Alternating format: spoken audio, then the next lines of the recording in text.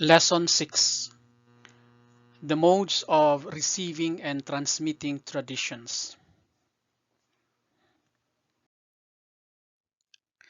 Bismillahir Rahmanir Rahim. Allahumma akhrijna min zulumatil wahm wa akrimna binuril fahm. Allahumma aftah alayna abwaba rahmatik wanshur alayna khazaina ulumik برحمتك يا أرحم الراحمين والحمد لله رب العالمين. Welcome to lesson 6 about the modes of receiving and transmitting traditions. In the previous lesson, we have dealt with the issue of accepted and rejected transmission.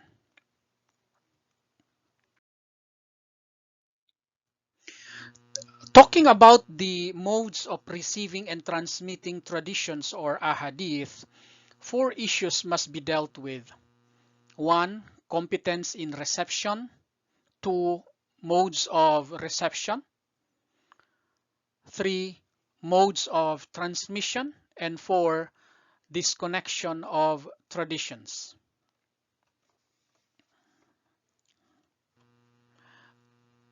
One is competence in reception. A reporter must be able to distinguish the report he is transmitting if he hears it. That is, he can differentiate between the report he confirms having transmitted and other reports. Neither Islam nor maturity is a prerequisite for the reception of traditions, since we have come across narrations from companions of the Prophet before they had attained maturity, such as Imams Hassan and Hussein, Abdullah ibn Abbas, ibn al-Zubayr, and others. It is incorrect to fix a specific age for maturity, such as 10 years or 5 or 4, because people differ in their degrees of perception and distinction. Similarly, there is no requirement for the speaker to be older than or superior position to the narrator.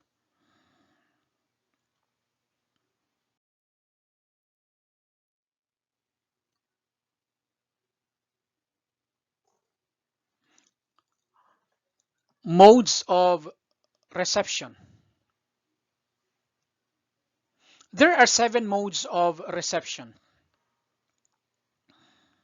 1 is sama, qira'ah, Ejaz, Munawala, Kitaba, i'lam, wijada, and let us deal with them one by one.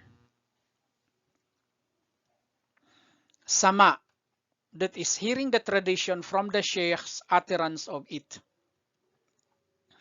This is the mode that the majority of scholars deem most esteemed because the reporter would say, I heard X saying.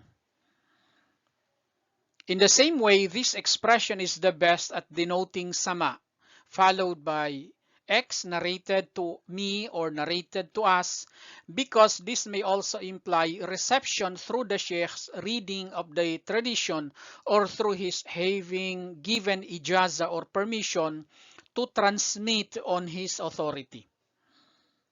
Following this expression is the phrase X reported to me and then informed me. Sheikh here simply denotes teacher or someone from whom a student would receive traditions.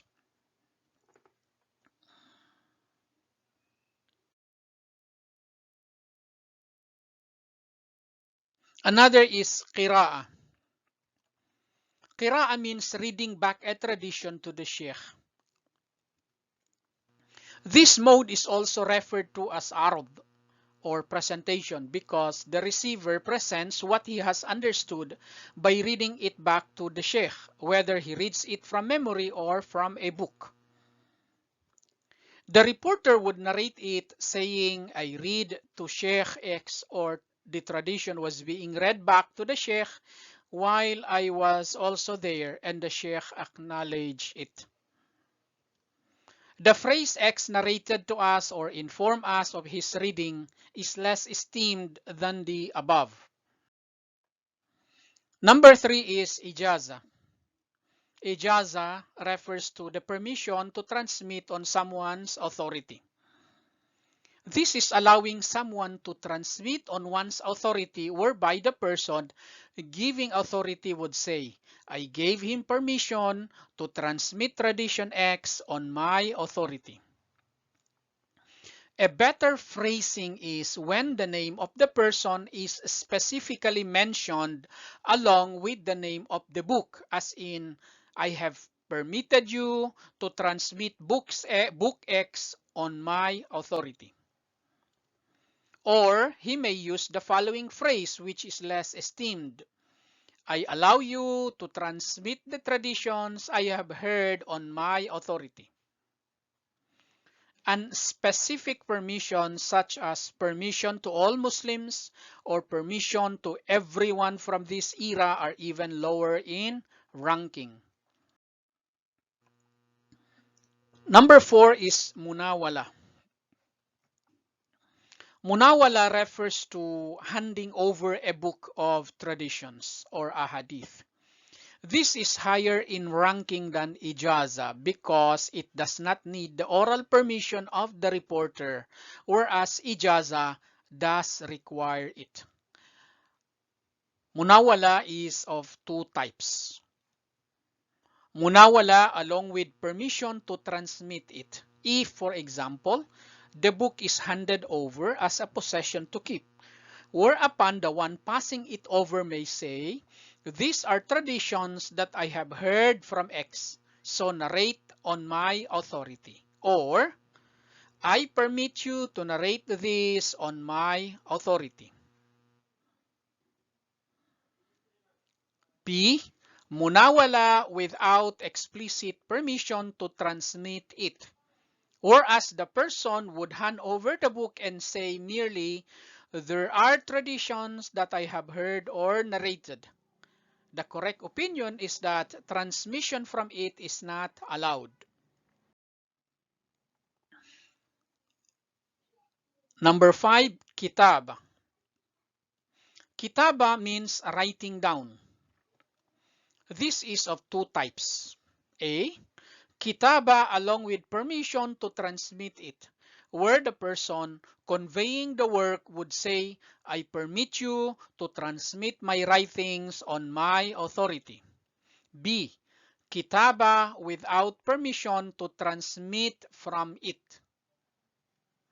The prevalent opinion is that transmission from it is allowed because permission is implied within it. Of course, the author's handwriting would also be examined in order to ensure that it has not been fabricated.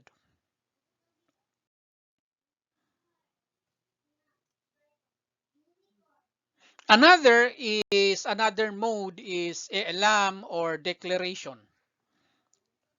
This is when the sheikh declares to his student that a particular book or tradition is the result of what he has heard or narrated, without actually saying, transmit on my authority, or I permit you to transmit on my authority. There are two opposite opinions with regard to whether transmission from such a declaration is allowed or not. Number 7 is wijada, that is finding traditions. This is when a reporter finds the traditions of a person in his handwriting without actually having heard them from him, in which case he may say, I found such and such written by X.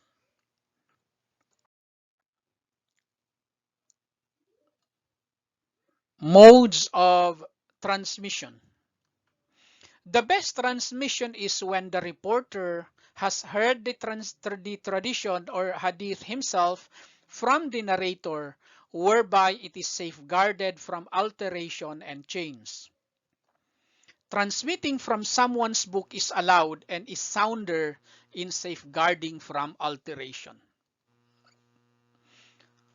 Transmitting the meaning of a tradition is allowed, provided that the original wording of the tradition is preserved and has not been distorted in any way. Disconnection of traditions. Scholars hold differing opinions with regard to the permissibility of disconnecting traditions. That is, if a tradition deals with various different subjects. Some scholars have allowed it, provided that the rest of the tradition is quoted somewhere else or that it is quoted in full somewhere else. It is more likely to be permissible for an author of a book of a hadith compilation to connect a tradition within his book in order to allocate each part to its respective subject. A tradition cannot be quoted from a reader, that is, who reads back to the sheikh, who makes grammatical errors or does not pronounce his words properly. Instead, one must be aware of the correct pronunciation of words so that if an error does occur in what he is narrating, he knows the correct version and can say, this is the correct version of the tradition, or this is the distorted version and this is the correct version of it. When a reporter narrates a tradition on the authority of two or more people who have narrated the same thing in meaning, though not in wording, and he has combined their reports into a single chain, he should clarify which of his sources the wording of the tradition came from, saying X and Y inform me of, and this is X wording of it. If there are numerous traditions that have come down with the same chain of transmission, then the transmitter should quote the chain for every tradition he transmits, or he should at least mention it in the first tradition. And then for the second and subsequent traditions, he should say, and with the same chain, or with and with it. That is the previous chain also. If a reporter hears part of a tradition from one person and every tradition another, he should transmit them as one, pointing out at the same time that part of it was from one person and part of it from another, so that the tradition is then ascribed to both. In this instance, if both of them were veracious, then the tradition is implemented. And if one of them is disparaged, then no part of it is accepted. Next meeting, we will deal with names and generations of reporters, inshallah.